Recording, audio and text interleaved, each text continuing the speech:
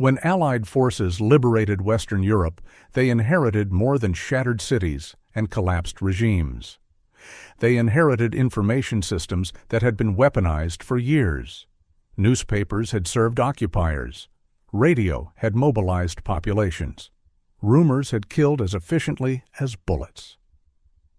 To Allied planners, restoring political order was inseparable from controlling what people read, heard, and believed. Freedom of information, in their view, was not a neutral good. It was a risk. The fear was immediate and concrete. Liberation did not produce calm. It produced emotion, anger, relief, vengeance, and expectation, often all at once. Occupied societies had endured years of propaganda, censorship, and fear. When those constraints vanished overnight, Allied authorities worried that uncontrolled information would accelerate instability rather than resolve it. They feared three things above all others. The first was violence. Rumors spread faster than official orders. Accusations of collaboration could ignite mob justice. False reports could trigger panic. In towns where authority had collapsed, a single newspaper headline or radio broadcast could provoke reprisals before Allied forces could respond. Allied intelligence reports warned explicitly about the danger of unverified information circulating in liberated areas. The problem was not dissent. It was speed. The second fear was political radicalization. Resistance movements had their own presses, leaflets, and underground radio networks. Many had developed strong ideological identities under occupation. Some demanded sweeping social change. Others promoted narratives that conflicted with Allied priorities. Allied planners worried that allowing these networks to broadcast freely would harden divisions and mobilize mass pressure before institutions were restored. Elections, they believed, should occur after stabilization, not during emotional volatility. Information, therefore, had to be managed until politics cooled. The third fear was narrative collapse. The Allies had invested heavily in the moral framing of liberation. They needed order, cooperation, and legitimacy. Uncontrolled media threatened that framing.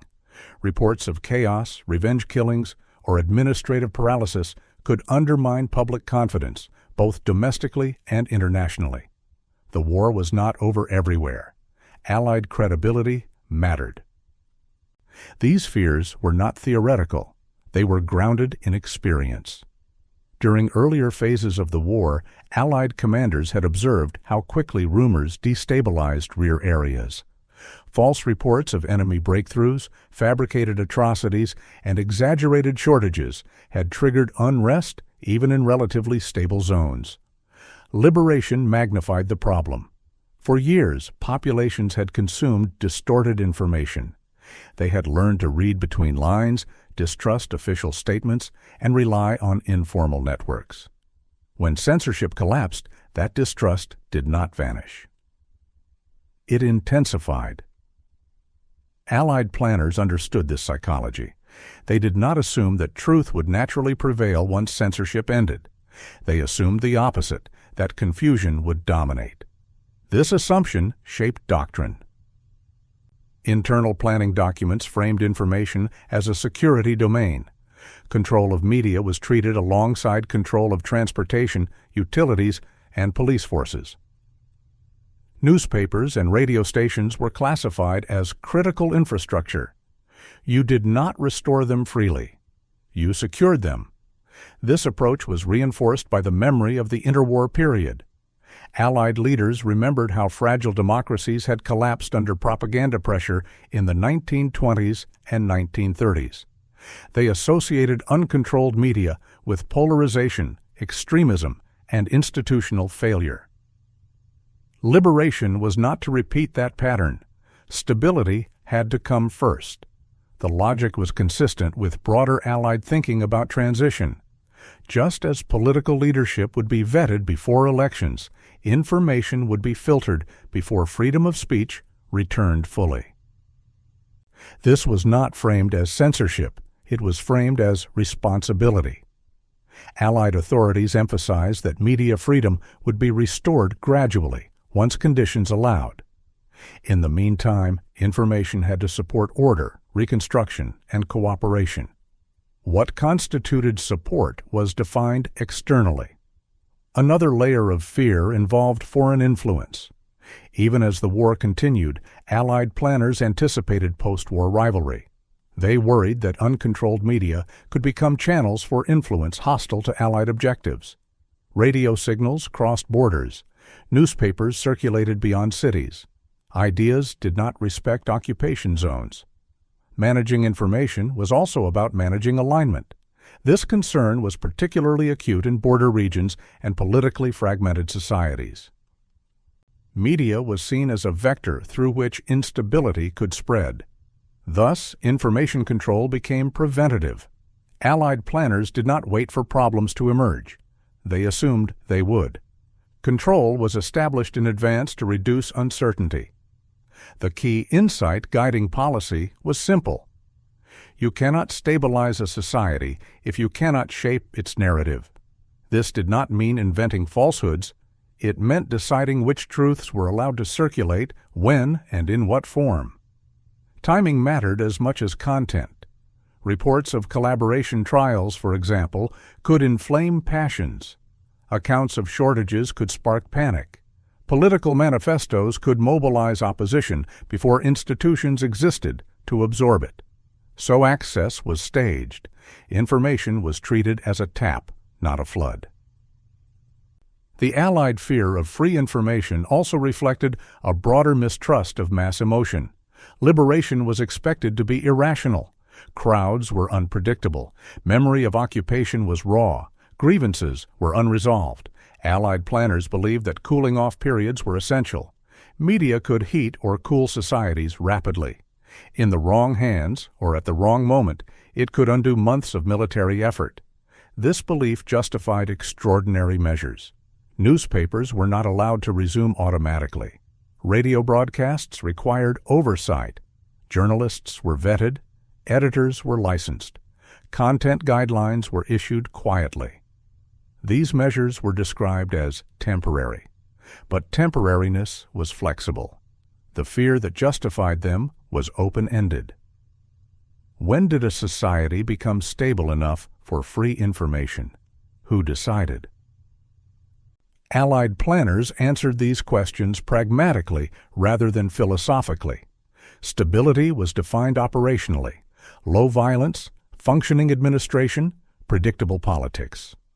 Until those conditions existed, information would remain managed. This mindset reveals something essential about post-war reconstruction. Freedom was not restored as a principle. It was restored as a process. And processes have gatekeepers. Understanding why the Allies feared free information clarifies everything that followed. It explains why media control units were created. It explains why licensing systems emerged. It explains why narratives of liberation were so carefully shaped. The goal was not to deceive populations.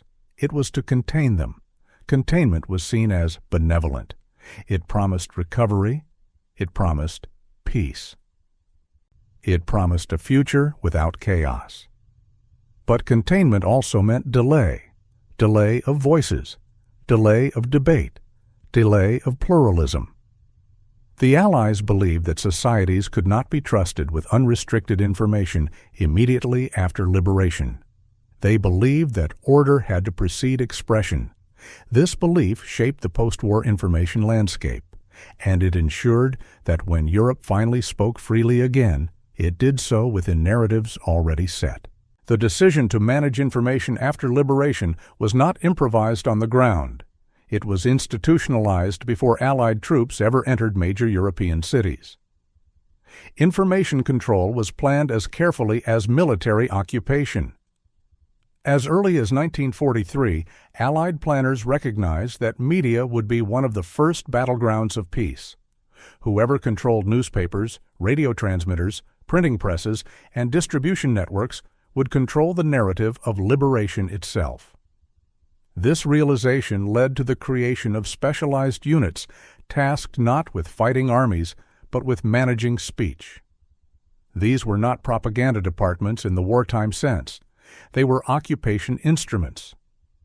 Within Allied military governments, information control divisions were established with clear mandates: secure media infrastructure, license publications, supervise broadcasting, and prevent the circulation of material deemed destabilizing.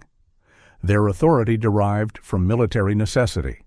Liberated territory was still under military jurisdiction.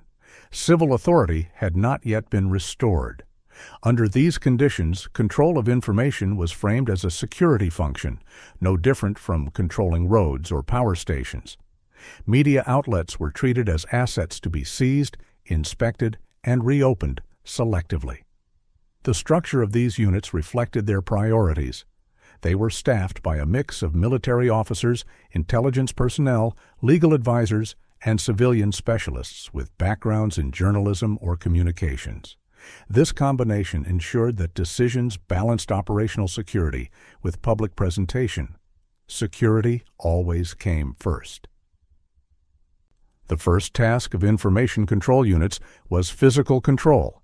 Newspaper offices were occupied, printing presses were inspected, radio stations were placed under guard, transmission equipment was cataloged and, in some cases, disabled until authorization was granted. This prevented unauthorized broadcasts during the volatile initial days of liberation. The second task was personnel control. Editors, publishers, radio technicians, and journalists were identified and screened. Their wartime activities were reviewed. Collaboration, propaganda work, or association with discredited regimes triggered exclusion.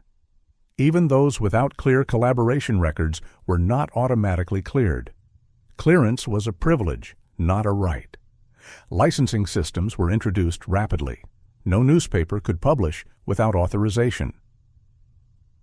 No radio station could broadcast without approval. Licenses were issued conditionally and could be revoked. This system allowed Allied authorities to reopen media gradually, under supervision.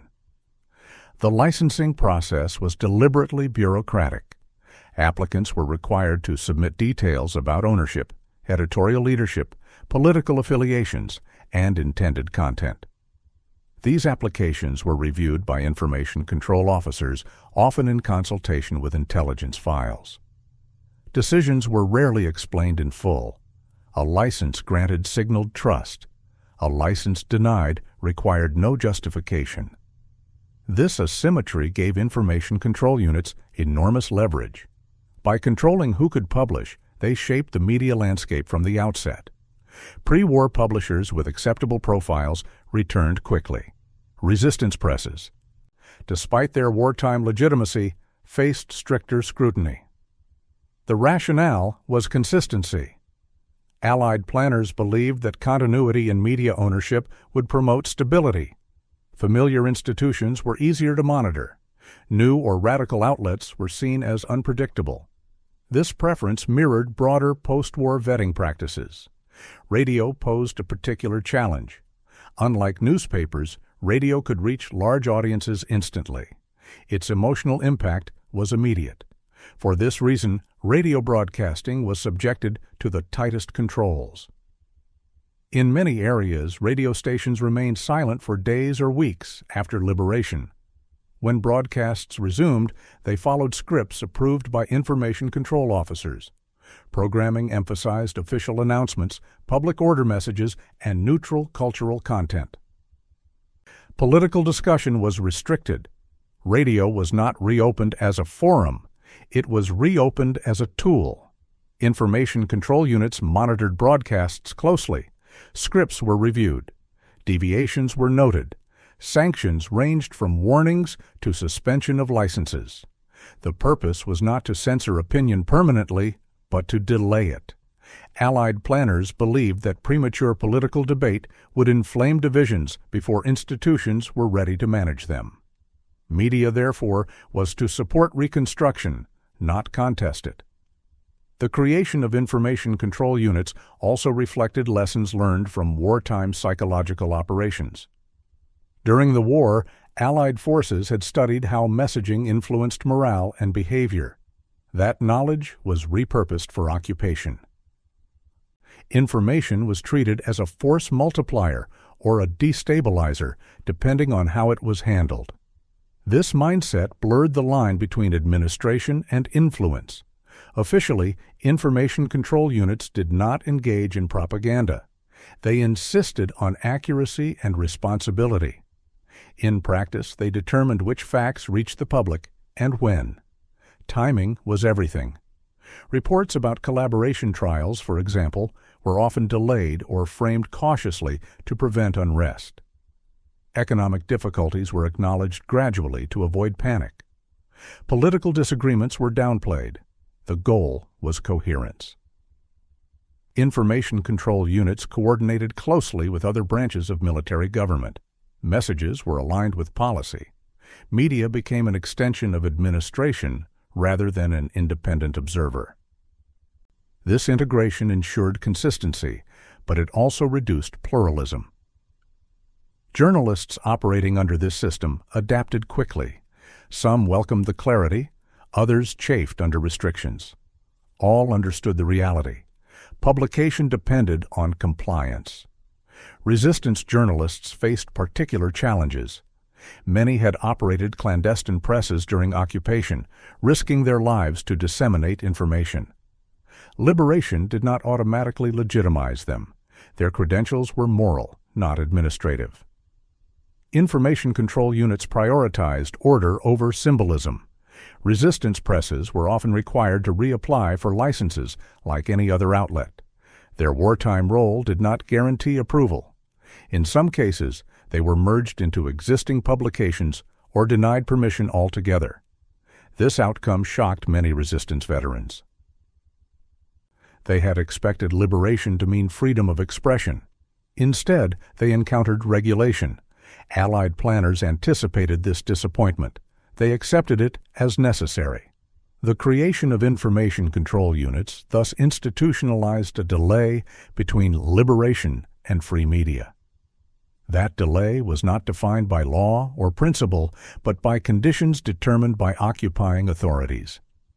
When would control end? Officially, when civil authority was restored. In practice, when stability was deemed sufficient. This ambiguity gave information control units discretion. Their existence also ensured that the first narratives of post-war life were curated. Early reporting shapes memory. What is emphasized, omitted, or framed cautiously in the first months often becomes the foundation of historical understanding. By controlling early media output, the Allies influenced how societies understood liberation itself. Not through lies, through selection. Understanding the creation of information control units reveals how media freedom was postponed deliberately. It shows that free expression was not an automatic consequence of victory, but a regulated outcome. The press would be free again, but only after it had been managed, and by the time control loosened, the narrative landscape had already been shaped. Once information control units were in place, the question was no longer whether the press would be managed, but how. The answer was not a single list of forbidden topics or an explicit censorship code published for the public. Control operated through guidance, licensing conditions, and informal enforcement. Journalists learned quickly what was acceptable, not because it was written plainly, but because deviation carried consequences. What emerged was a system of bounded expression. Allied authorities divided information into categories. Some material was encouraged, some tolerated, and some discouraged so strongly that it effectively disappeared from print and broadcast. The encouraged category was clear. Reports that supported order, cooperation, and reconstruction were prioritized. Announcements from military governments, public health advisories, infrastructure updates, and explanations of rationing policies were given prominence. Media was expected to function as a stabilizing instrument. This was framed as responsibility. Positive portrayals of liberation forces were also encouraged. Allied commanders did not demand praise, but they expected fairness, gratitude, and restraint. Stories that undermined confidence in occupying authorities were considered harmful during the transition period. The tolerated category was narrower. General news, cultural commentary, and non-political opinion pieces were allowed, provided they avoided inflammatory language. Historical reflection was permitted if it did not provoke immediate political conflict. Coverage of daily life returned gradually. Political reporting existed, but it was constrained. The discouraged category was the most consequential. Anything that risked inflaming passions or destabilizing the transition fell here. This included detailed reporting on collaboration accusations, revenge killings, and internal resistance disputes. Such topics were not banned outright, but their treatment was carefully managed. Headlines mattered, tone mattered, timing mattered. Stories about purges or trials were delayed or framed cautiously. Emphasis was placed on legality and due process rather than accusation. This was intended to slow cycles of retribution and rumor. Another discouraged area was premature political mobilization. Media was expected to avoid promoting specific parties, ideologies, or mass movements during the early occupation period. Editorial endorsements were frowned upon. Manifestos were scrutinized. Calls for immediate structural change were treated as destabilizing. The justification was that politics needed space to cool. Allied planners believed that emotional intensity distorted judgment. Media, if left unchecked, could amplify that intensity. Restricting political advocacy was seen as a temporary measure to allow institutions to form. This restriction disproportionately affected resistance-linked publications. Resistance presses had developed under occupation precisely to mobilize opinion. Their language was urgent, moralistic, and often radical. Under information control, that style was unacceptable. Editors were instructed to moderate tone. Some complied, others resisted and lost licenses. Another sensitive topic was economic hardship. Shortages were real. Infrastructure was damaged. Populations suffered. Reporting on these realities was allowed, but only in ways that avoided panic. Sensational headlines about scarcity or failure were discouraged. Media was expected to emphasize gradual improvement, even when conditions remained dire. This approach aimed to maintain morale and prevent unrest. Criticism of occupation policies fell into a gray zone. Constructive criticism, framed respectfully, was tolerated. Accusatory or confrontational reporting was not. Journalists learned to phrase objections carefully, often embedding them in broader discussions rather than direct challenges. The line was flexible, but it existed. Foreign affairs reporting was also monitored. Media discussion of post-war international alignments, territorial questions, or emerging rivalries was treated cautiously. Allied authorities did not want local media to speculate publicly about unresolved diplomatic issues. Speculation could harden positions prematurely. Thus, silence became policy. The enforcement of these boundaries relied less on overt censorship than on leverage. Licenses could be revoked. Distribution could be delayed. Access to information could be restricted. Editors understood these risks and adjusted accordingly. Self-regulation became common. Journalists internalized expectations. They avoided topics likely to trigger intervention. Over time, this produced a culture of anticipatory compliance. The most effective control is the one that no longer needs to be exercised directly. Radio faced even tighter constraints. Broadcast scripts were often reviewed in advance. Live political debate was limited or prohibited. Music, cultural programming, and official announcements dominated airtime. When political content appeared, it was carefully framed. Statements were read verbatim. Commentary was neutral. Radio was treated as an extension of administration. The justification remained consistent. The medium was too powerful to be left uncontrolled during transition. Its immediacy made it uniquely capable of spreading unrest. What this system created was not silence, but uniformity. Media content across regions began to resemble one another. Narratives aligned, differences in tone narrowed. The range of public discourse shrank temporarily. This uniformity reassured Allied planners. It also shaped public perception. For populations emerging from years of occupation propaganda, the return of familiar voices under new authority created a sense of continuity. The abrupt shock of total freedom was avoided, but this also meant that certain debates were postponed rather than resolved.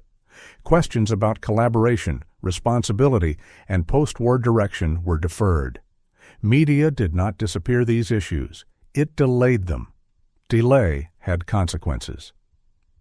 When restrictions eventually eased, pent-up debates emerged forcefully. But by then, institutional frameworks were in place. Political boundaries had hardened. The early silence had shaped the context in which later speech occurred. The rules governing publication were never presented as permanent. They were described as transitional safeguards. Yet their duration depended on conditions defined by the same authorities enforcing them.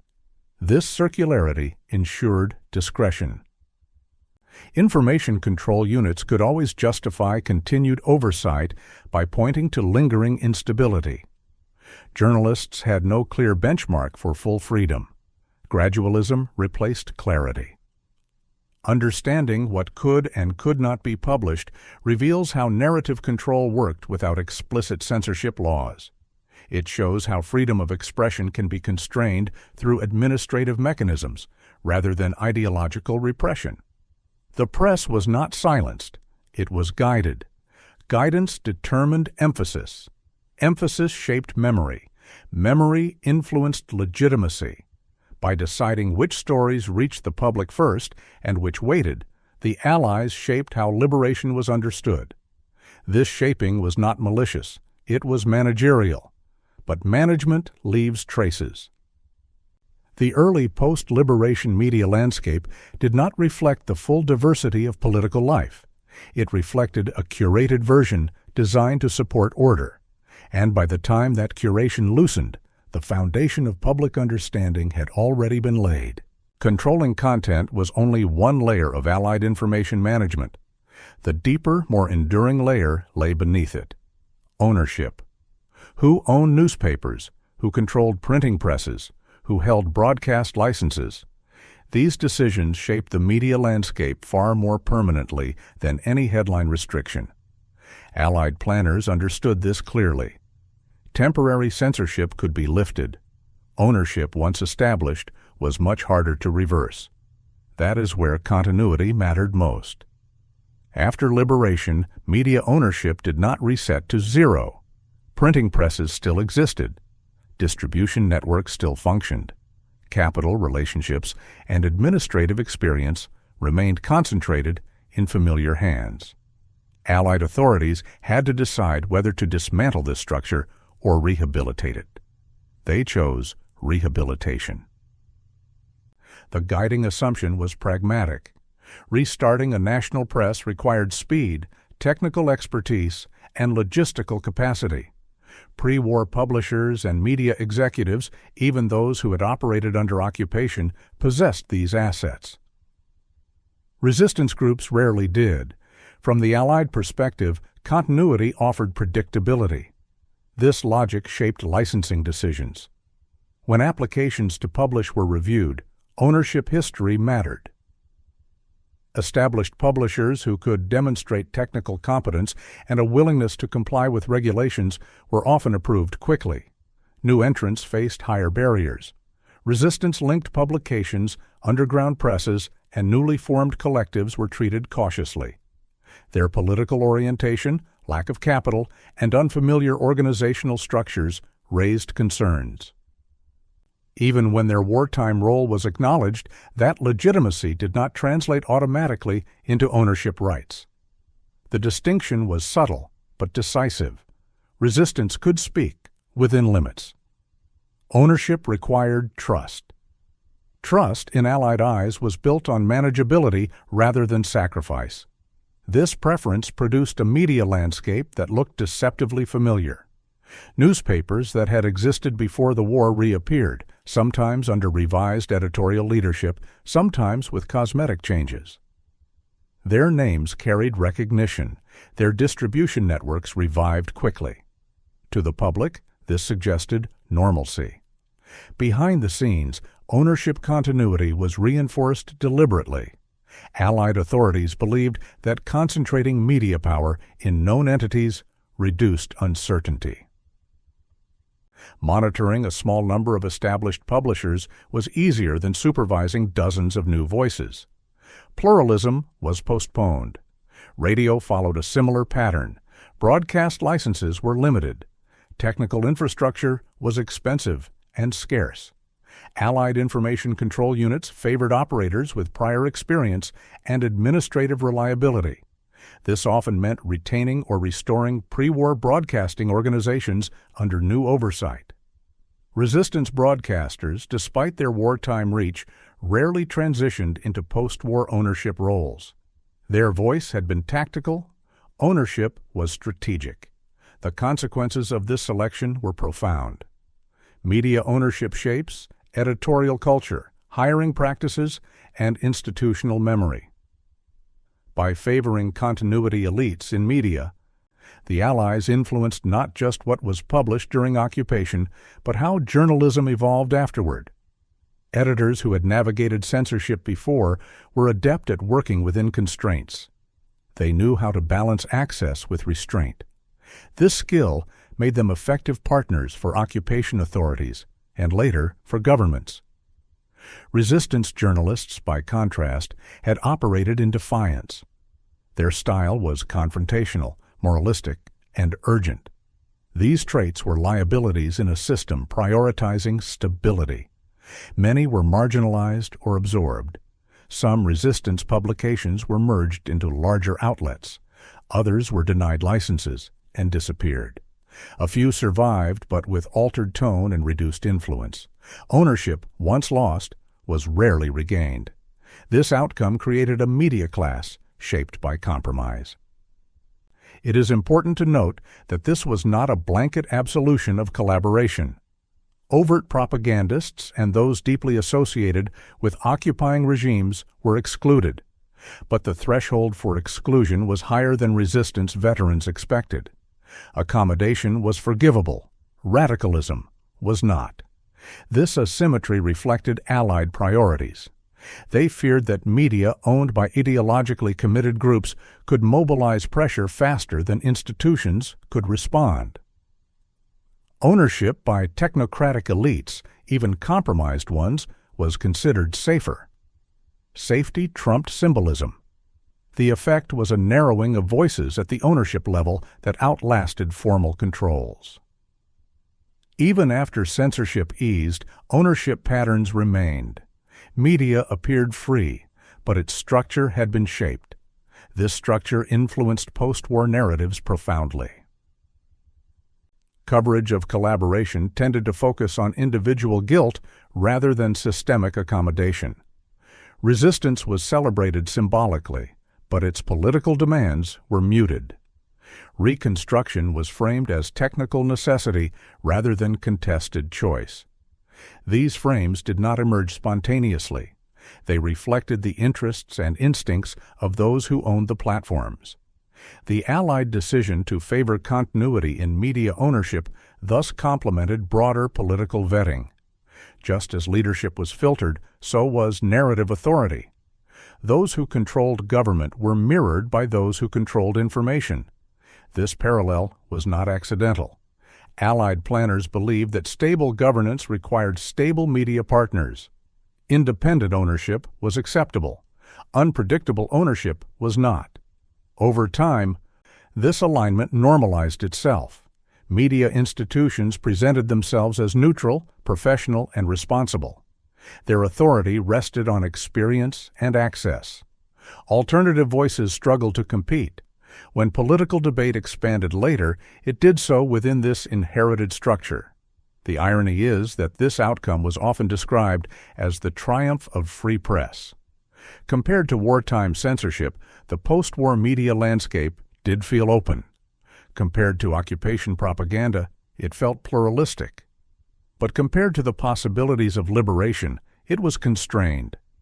Ownership decisions made during transition defined those constraints. They were justified as temporary safeguards. They became permanent features. Understanding who was allowed to own and run the press reveals how control outlasts regulation. It shows how power operates most effectively when it shapes institutions rather than messages. The Allies did not need to censor forever. They only needed to decide who held the keys. Once ownership was settled, the rest followed naturally.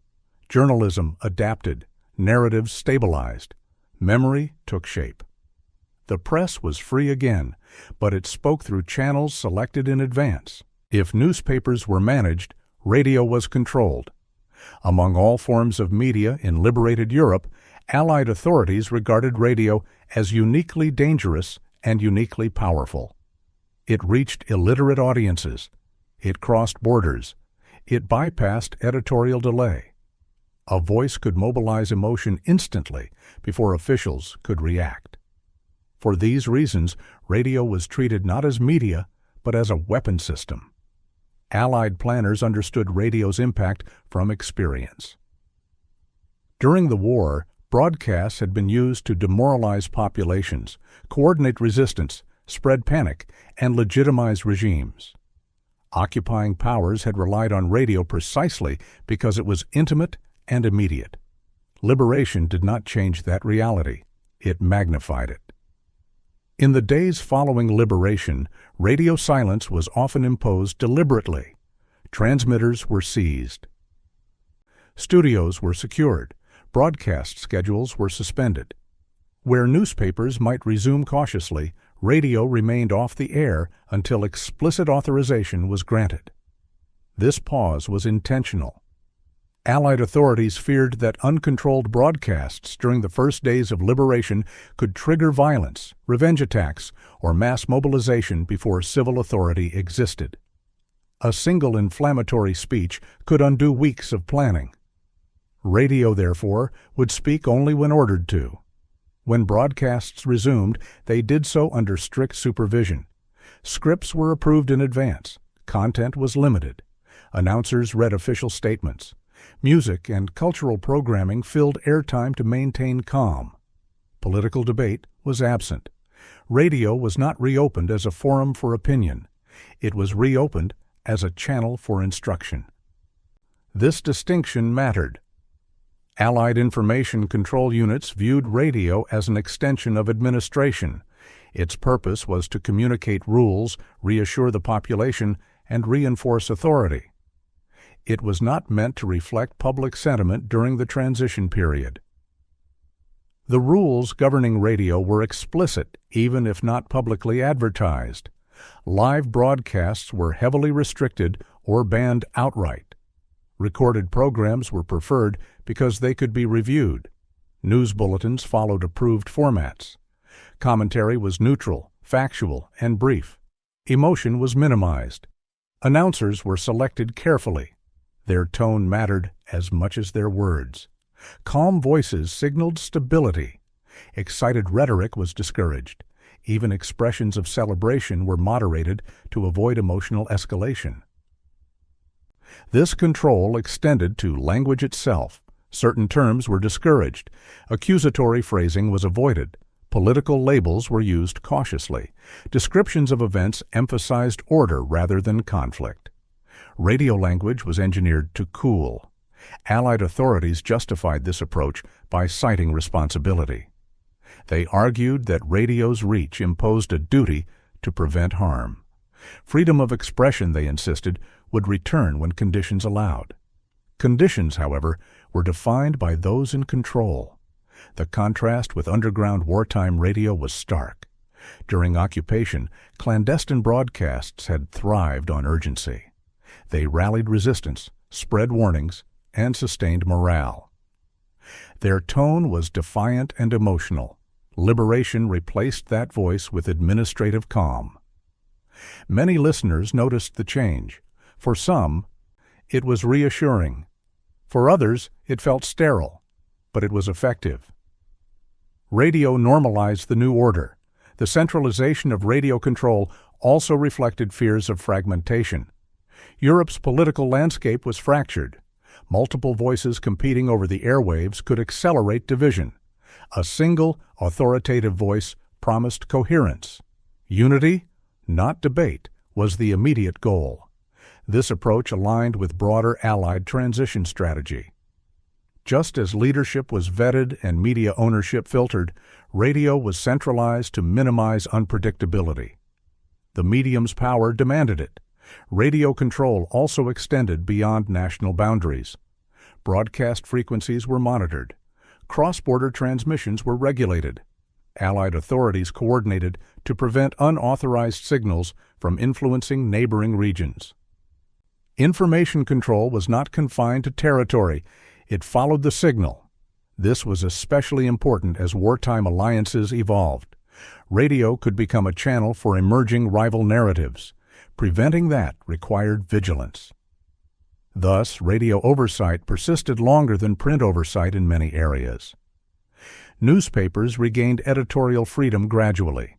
Radio remained under tighter supervision until political normalization was well underway. The persistence of radio control shaped public memory. Early post-war radio broadcasts set the tone for how liberation was understood. They emphasized legality, patience, and reconstruction. They avoided airing unresolved conflicts. They framed transition as orderly and inevitable. This framing carried authority. For many citizens, radio remained the most trusted source of information. Its voice was intimate, present in homes, workplaces, and public spaces. What it said and did not say mattered deeply. By controlling radio, the Allies influenced how societies processed the end of the war. They slowed the tempo of political life. They dampened emotional spikes. They reinforced obedience before participation.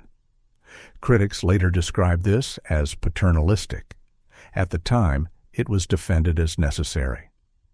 Allied planners believed that radio could ignite unrest faster than any other medium. Controlling it was, in their view, an act of prevention. But prevention came with cost. The absence of plural voices delayed public reckoning.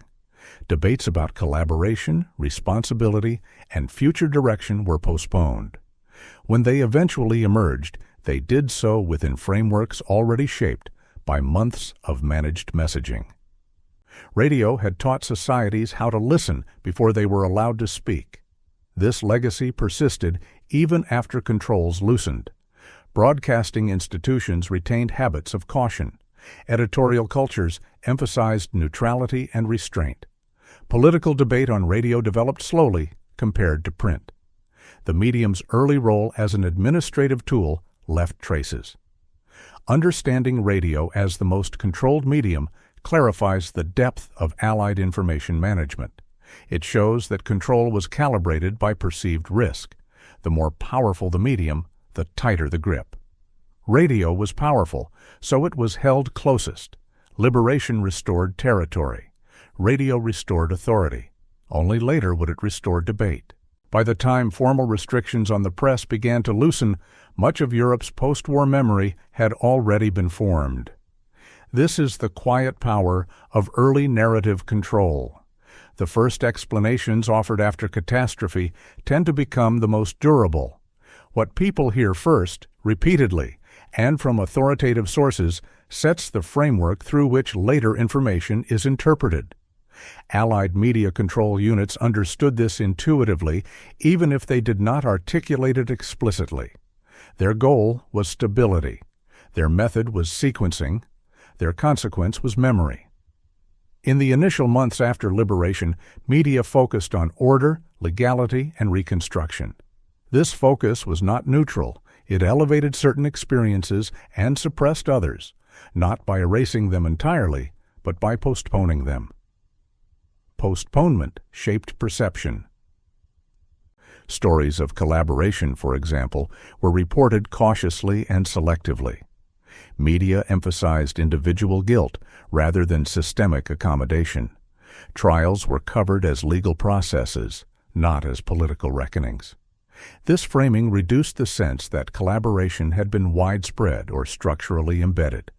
As a result, societies came to see collaboration as an aberration rather than a condition. Resistance narratives were treated differently. Resistance was celebrated symbolically, parades, honors, commemorations, but its political demands were muted.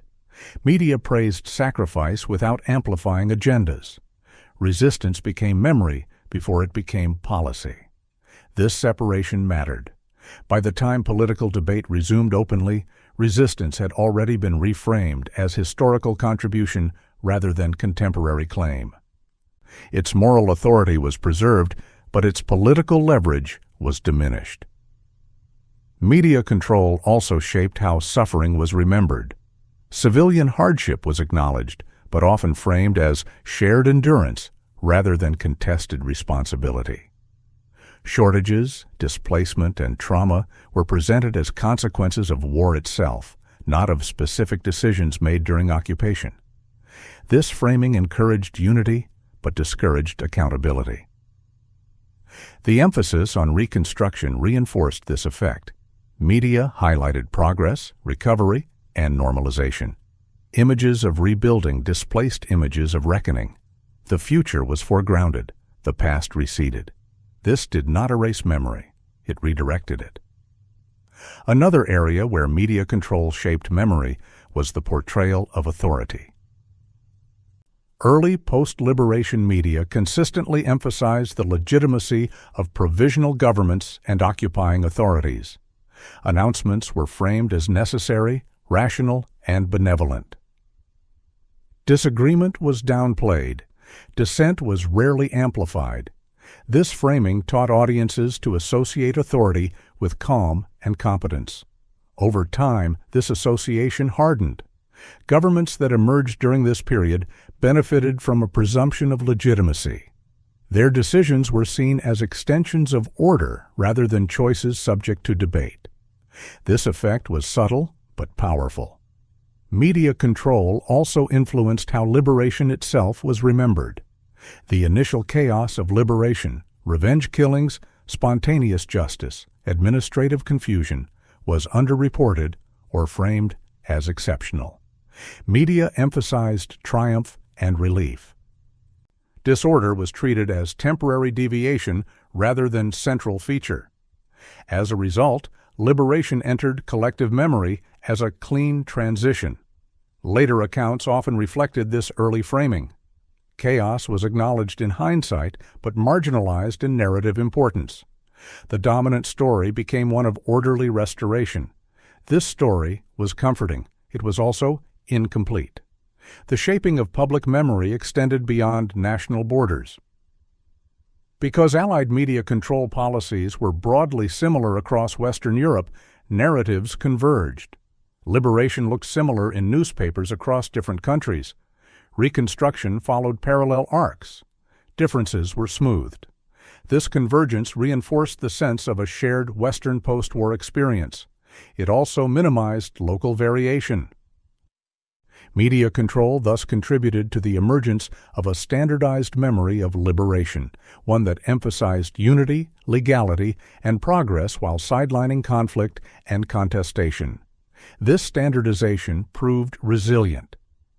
Even as later generations revisited the war critically, the foundational narrative remained influential. Challenges to it were often framed as revisionism rather than recovery of suppressed experience. Memory, once set, resists revision. Another important consequence of early media control was the normalization of silence. Topics that were delayed did not always return fully. Some issues lost urgency over time. Others became awkward to raise. The absence of early discussion made later debate feel disruptive.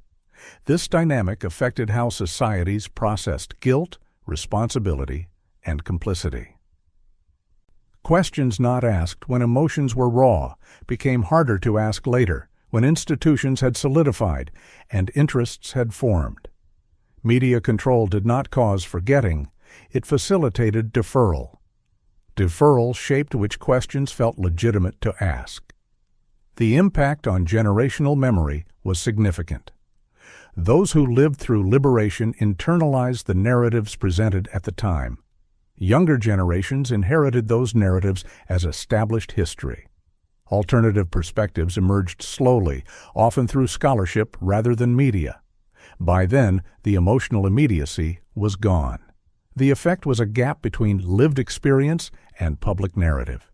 Some individuals remembered chaos, fear, and moral ambiguity. Public memory emphasized order and clarity.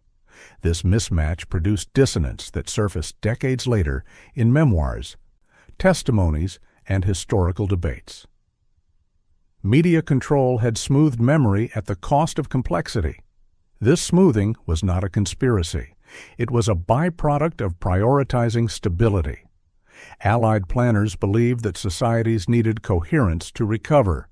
Fragmented narratives risked fragmentation itself. They chose coherence. The choice succeeded operationally. Europe stabilized. Institutions recovered. Violence declined. But coherence also narrowed historical imagination. Understanding how media control shaped public memory helps explain why certain myths proved durable. It reveals why post-war narratives often emphasize inevitability and consensus rather than contingency and conflict. The stories told first became the stories told longest. This does not mean that media control permanently fixed memory. Over time, new research, testimonies, and debates expanded understanding. But they did so against a backdrop already set. Early narratives frame later revisions. The legacy of Allied media control thus extends beyond occupation. It lives in textbooks, commemorations, and assumptions about how liberation unfolded. It reminds us that memory is not just about what happened.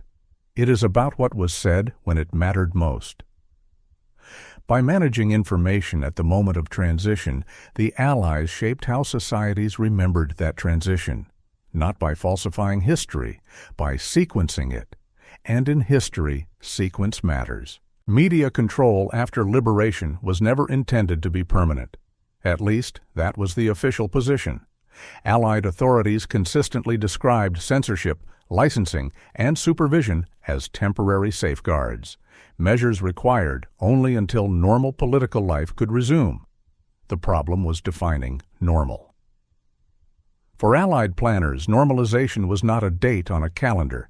It was a condition, and conditions, by their nature, were subjective. This ambiguity allowed control to loosen gradually, unevenly, and selectively.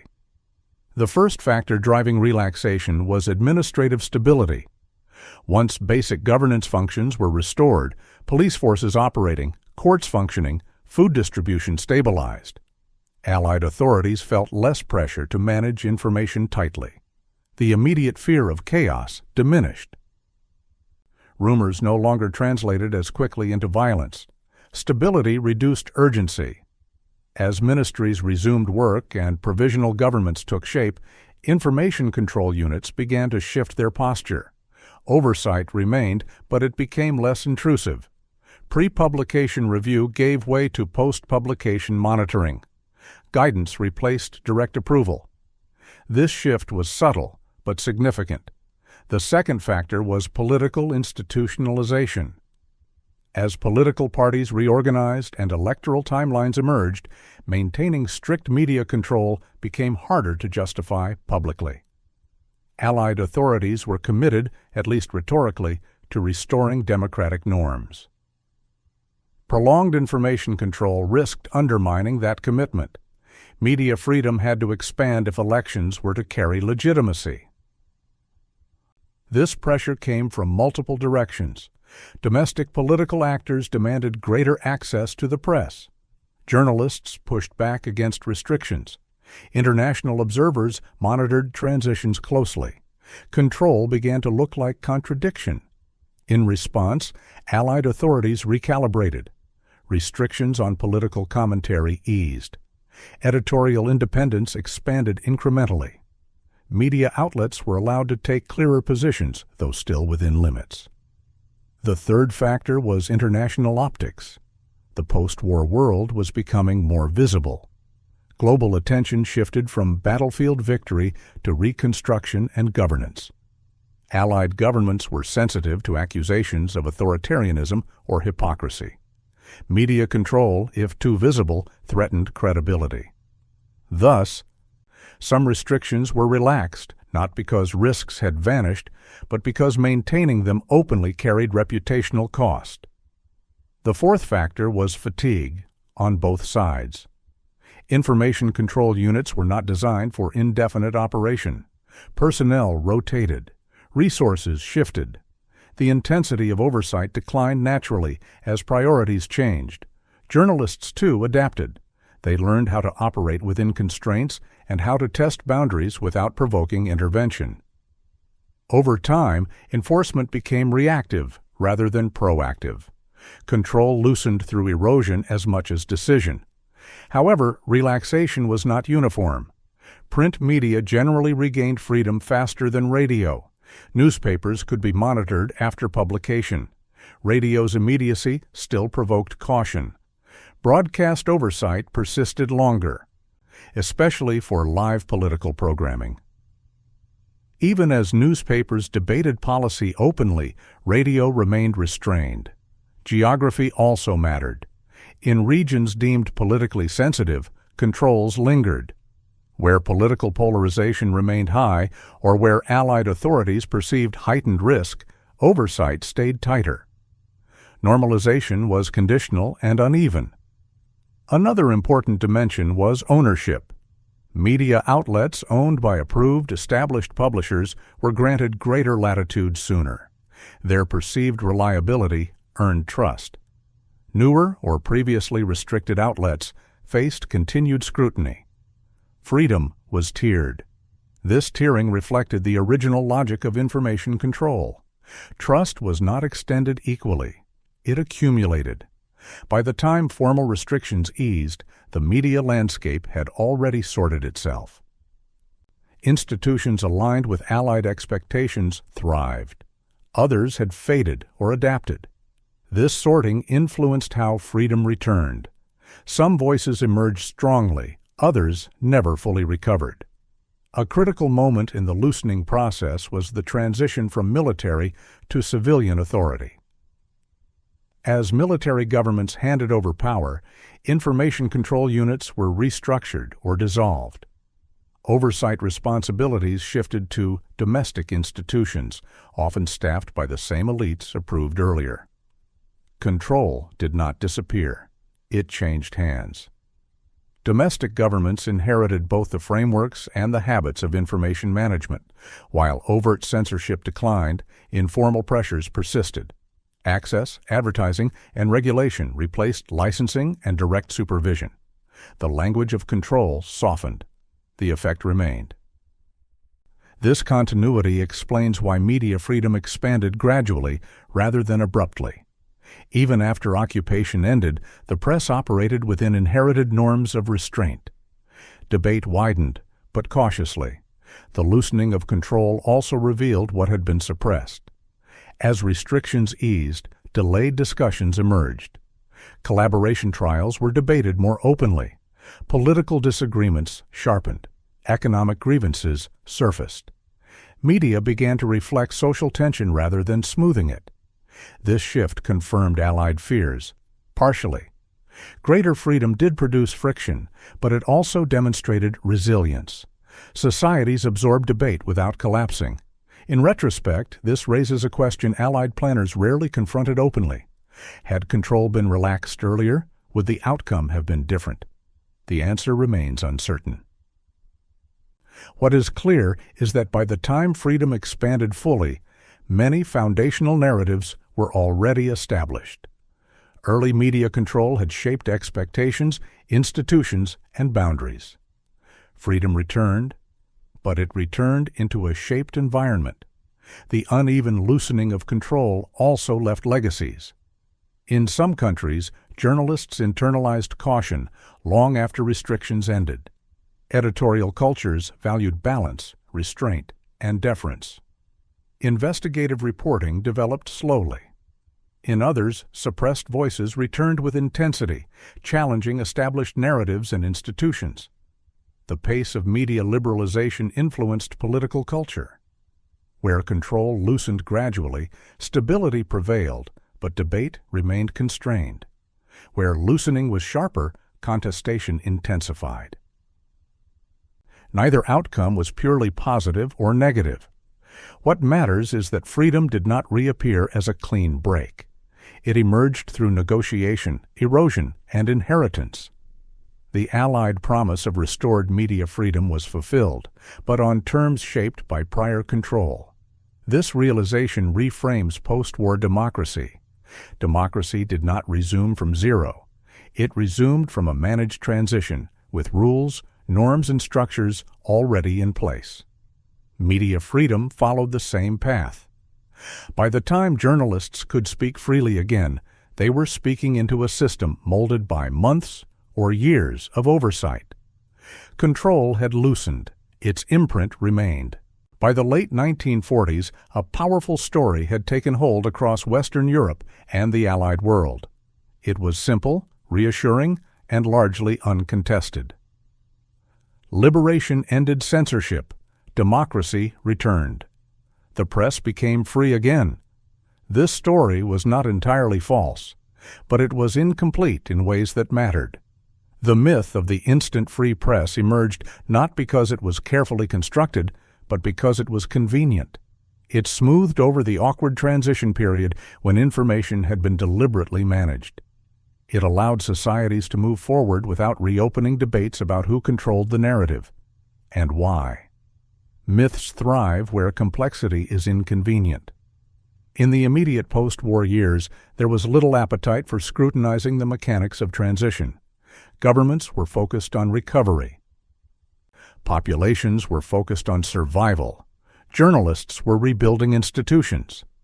Few wanted to dwell on the fact that freedom had returned slowly, conditionally, and unevenly. So the story simplified itself.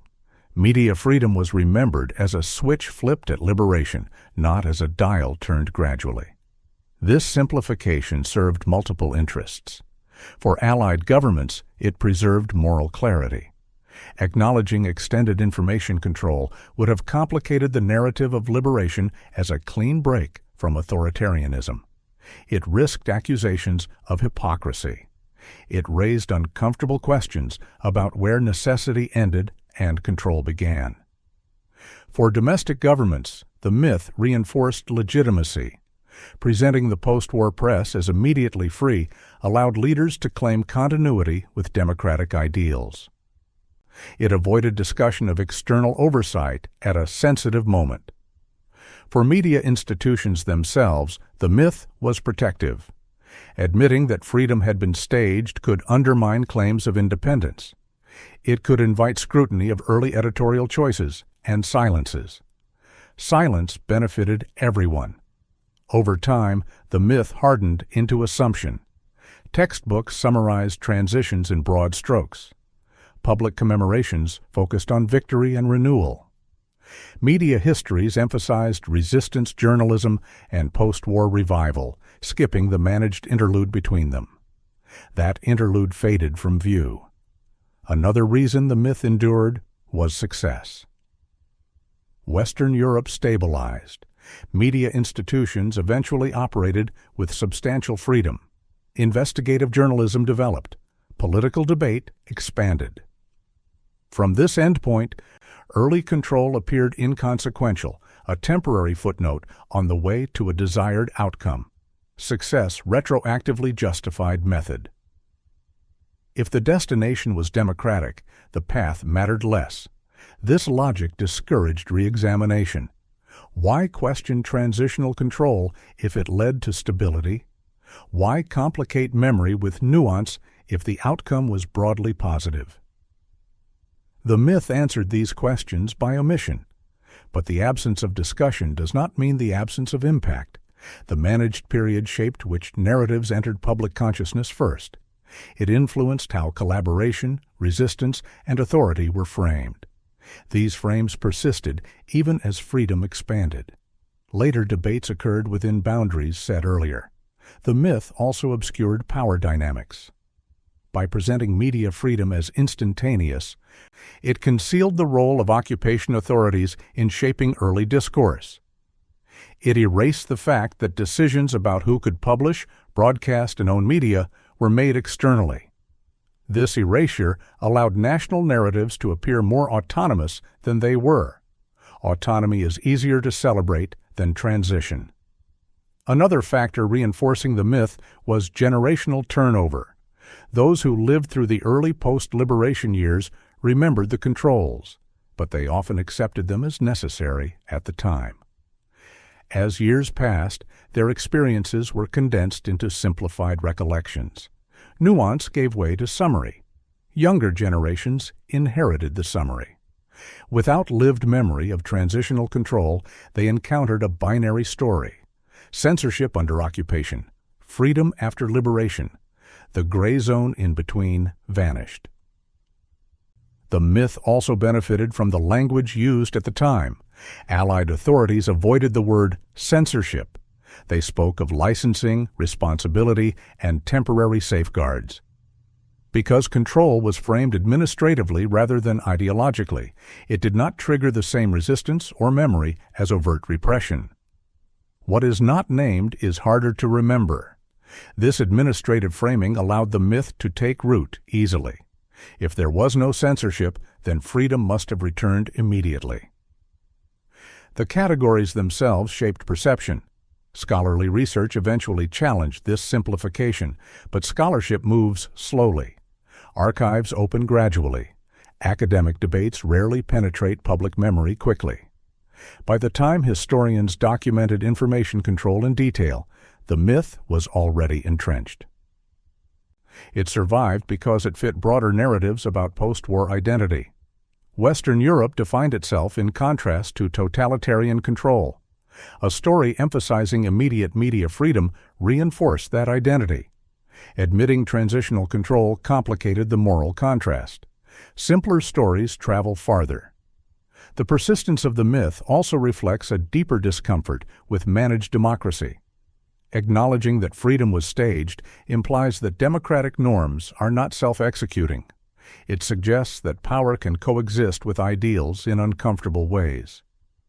Many prefer not to confront that implication, yet the myth has consequences. By obscuring transitional control, it limits understanding of how democracies are rebuilt.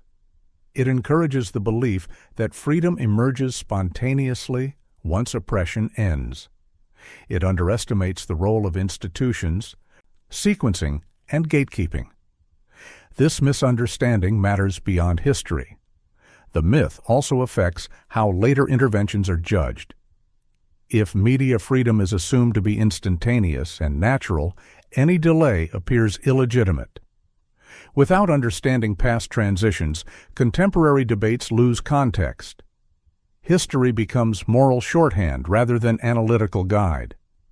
Revisiting the myth does not diminish the achievement of post-war media freedom. It clarifies it. It shows that freedom was constructed deliberately, not granted automatically.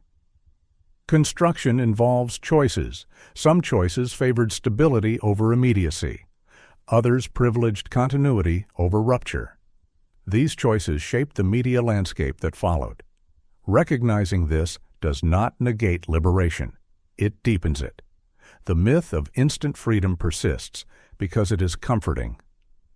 It offers a clean narrative arc from darkness to light. It avoids uncomfortable questions about control exercised in the name of order. But history is rarely that neat. The reality was more complex and more instructive. Freedom returned, but it returned through management.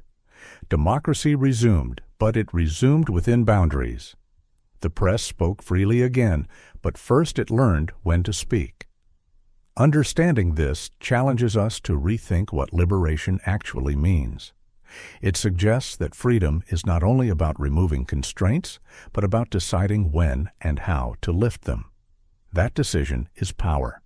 And in post-war Europe, that power was exercised quietly, effectively, and largely forgotten. When Allied armies liberated Western Europe, they did not restore freedom in one motion. They sequenced it. Territory came first, order followed, speech came later. This sequence was not accidental. It was designed. The control of media after liberation reveals a fundamental truth about post-war reconstruction that is rarely stated plainly.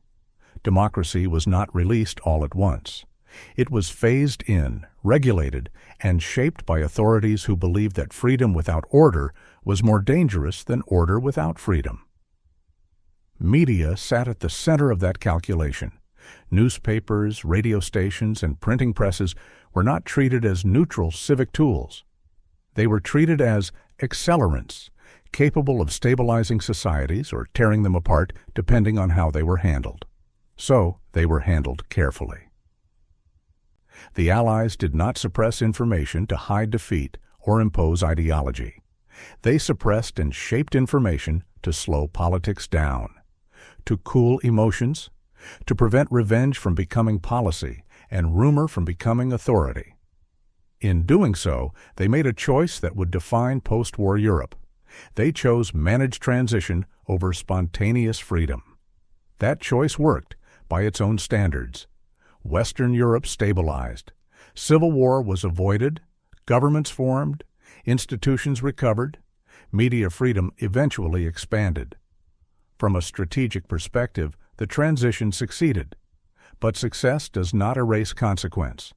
By controlling information at the moment when societies were forming their first post-war understanding of themselves, the Allies influenced memory before debate. They shaped narratives before alternatives could compete. They decided which questions would be asked later and which would be delayed until urgency faded. Media did not lie. It prioritized. And priority is power. The early post-liberation press emphasized legality over reckoning, continuity over rupture, and recovery over responsibility. These emphases became the foundations of public memory. Later, freedoms unfolded inside them. This is why certain myths proved so durable, why collaboration was individualized rather than systematized, why resistance was honored symbolically but muted politically, why liberation appeared cleaner in memory than in reality. These outcomes were not the product of conspiracy. They were the product of administration. Freedom returned, but it returned through gates. Understanding this does not diminish the achievement of post-war democracy. It clarifies it. It reminds us that democratic societies are often built not by unleashing every voice at once, but by deciding when voices are allowed to matter. That decision is always political. The Allies believed that societies emerging from occupation could not absorb full freedom immediately. They believed that speech, like power, had to be staged. They were not entirely wrong, but staging has legacy. Once narratives are set early, they resist revision. Once ownership structures are established, they shape discourse for generations. Once habits of restraint are learned, they outlive the rules that created them. Media control ended. Its imprint did not. The real lesson of post-war information management is not that freedom was denied. It is that freedom was designed to stabilize, designed to align, designed to endure. Europe did not simply regain its voice. It was handed back carefully, piece by piece, and by the time it could speak freely again, it was speaking within a story already written. That is the classified history beneath the familiar one. If you want World War II beyond the battlefield, the decisions made before democracy returned, the systems built before freedom resumed, subscribe to WW2 Declassified. This channel documents how outcomes were shaped before history went public. If you want to support this work directly, you can do that on Patreon. Your support keeps these long-form investigations independent, document-driven, and uncompromised. The link is in the description.